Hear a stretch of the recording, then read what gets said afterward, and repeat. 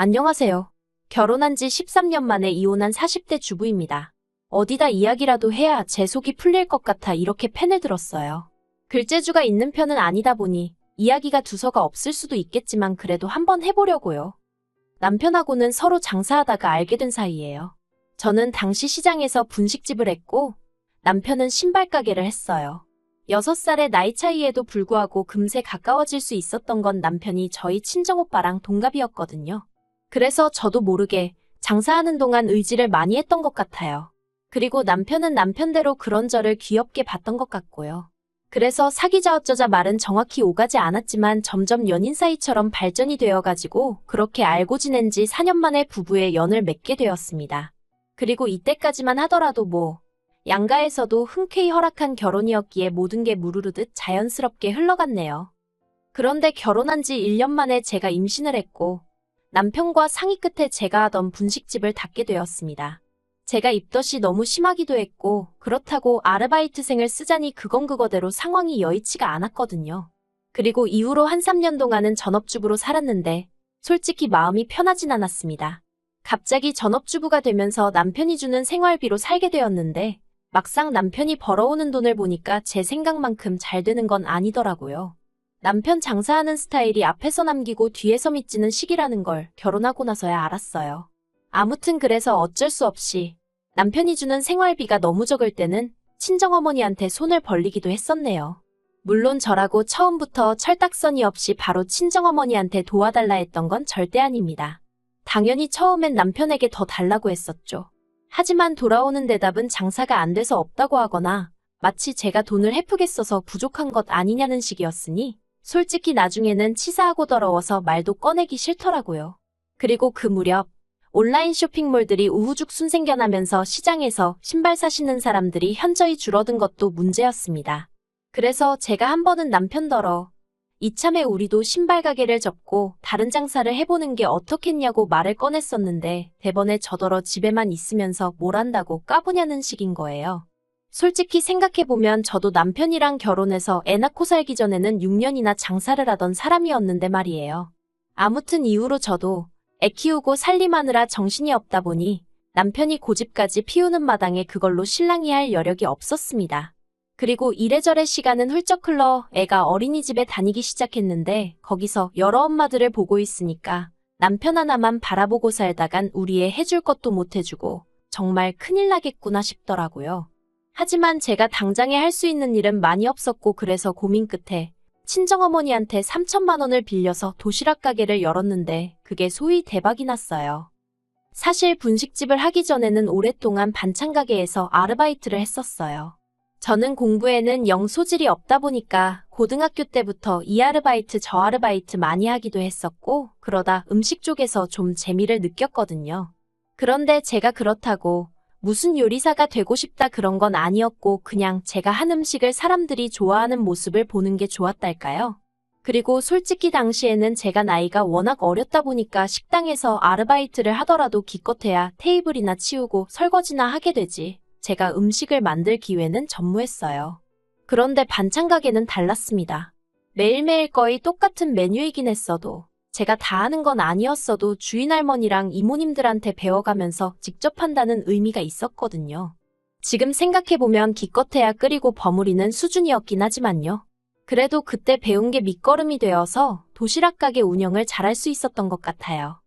남편은 제가 돈을 벌기 시작한 이후로 이제 너도 버니까 생활비는 반반씩 부담하자고 나왔습니다.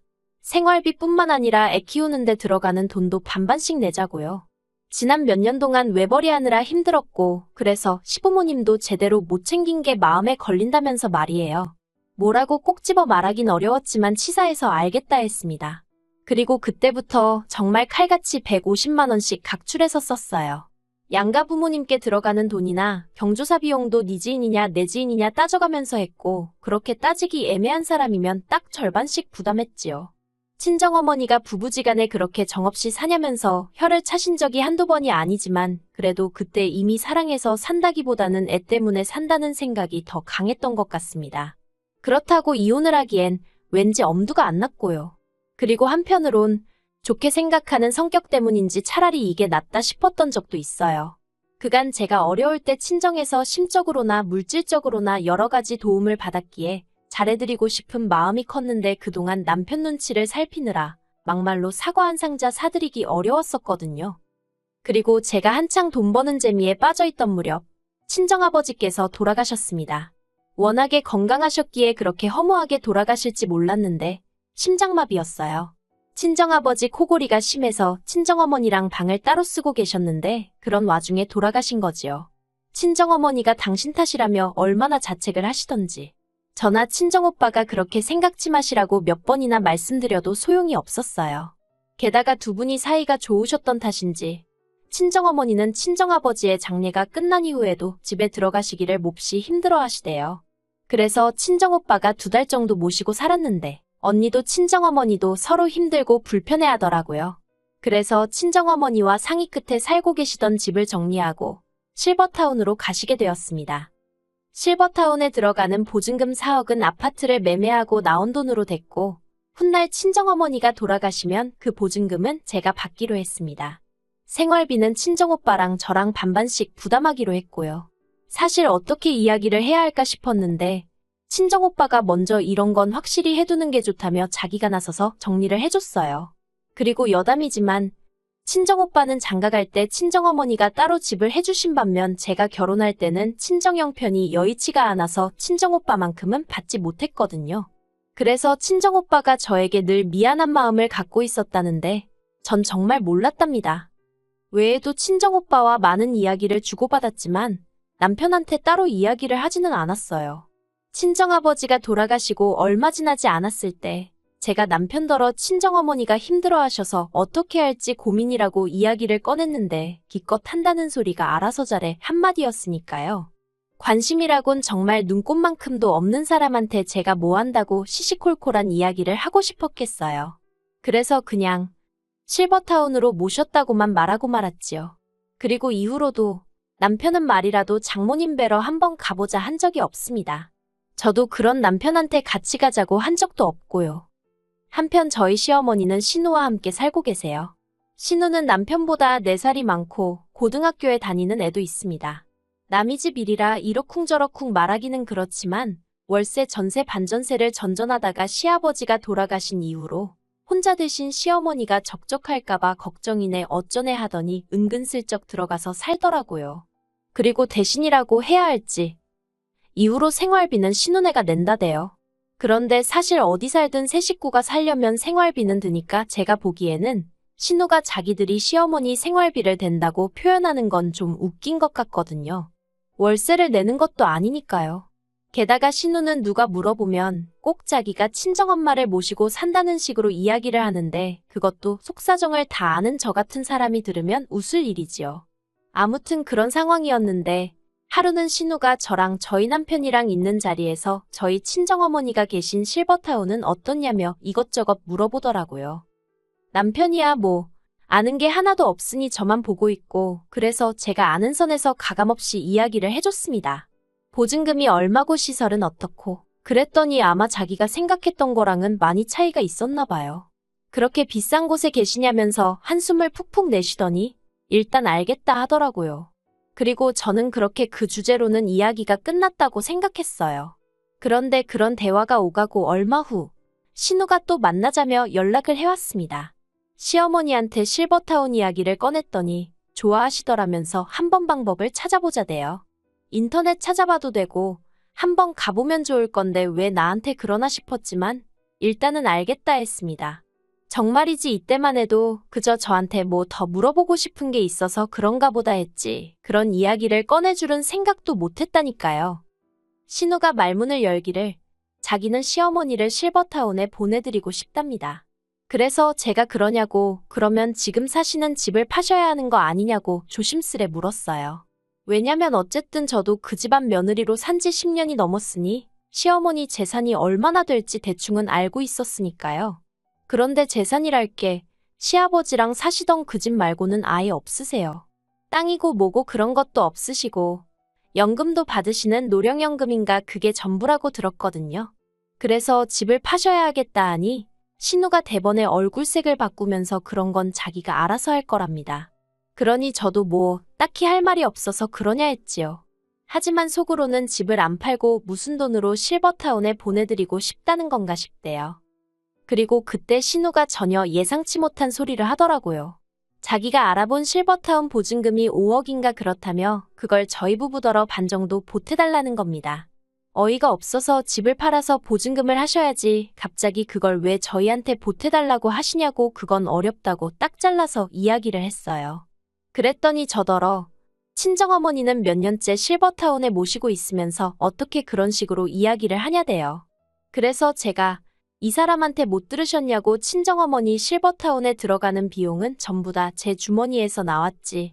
남편한테서는 1원 한 푼 받은 게 없다고. 그러니까 시어머니를 실버타운에 보내드리든 어쩌든 그에 관해서는 남편과 따로 이야기하시라 했습니다.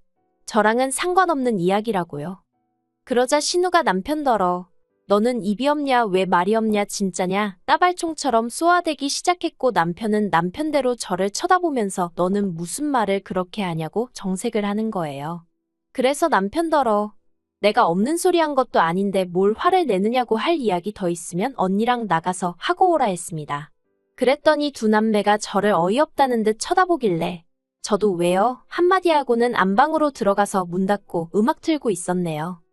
그리고 1시간쯤 지나서 거실로 나가니 신우는 그새 갔는지 안 보이고 그래서 평소랑 다름없이 저는 저녁 식사를 준비하기 시작했는데 남편이 저더러 진짜 그렇게밖에 말을 못하냐면서 너무하다는 겁니다. 내가 뭐가 너무하냐니까. 솔직히 제 가게 장사 잘 되는 것도 자기가 뻔히 아는데 그렇다고 제가 시어머니 용돈을 한번 제대로 챙겨드린 적이 있냐? 여행을 보내드려 본 적이 있냐? 한마디로 말도 안 되는 시비를 걸더라고요. 한창 도시락 가게 시작하고 자리 잡내만에 하고 있는 사람한테 이제 너도 돈 버니까 생활비 반반 내자 어쩌자 했던 사람이 누군지 잊었냐고. 그렇게 먼저 성 긋고 니 돈 내 돈 나눌 때는 언제고 이제 와서 나더러 너무하다니 당신이야말로 그러는 거 아니라고 저도 맞받아쳤어요.